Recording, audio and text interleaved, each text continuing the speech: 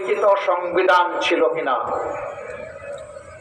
এখান থেকেই লিখিত সংবিধানের জন্ম, এখান থেকেই হিউম্যান চার্টার তৈরি হয়েছে, এবং যেটাকে চ্যালেঞ্জ করার সাহস কোনো মতবাদের এখনো দুনিয়ায় হয় নাই। সেই মদিনা চার্টার বা সনদের অধীনে সকল ধর্ম এবং বর্ণের মানুষ নিরাপত্তা পেয়েছে। তবে রাষ্ট্রীয় স্বার্থের বিরুদ্ধে কেউ যদি কাজ করে কিংবা বিশ্বাসঘাতকতা করে, তাহলে সে যে ধর্মেরই হোক শাস্তি তাকে পেতেই হবে, কারণ সে বেঈমান, সে জাতির সাথে বিশ্বাসঘাতক। এই জন্য তাকে ক্ষমা করে না, কোন রাষ্ট্র ক্ষমা করে না, ইসলামী রাষ্ট্র ক্ষমা করে না।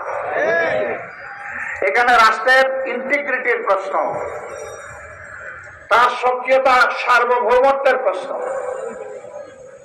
মূল সার্বভৌমত্ব আল্লাহ তাআলা।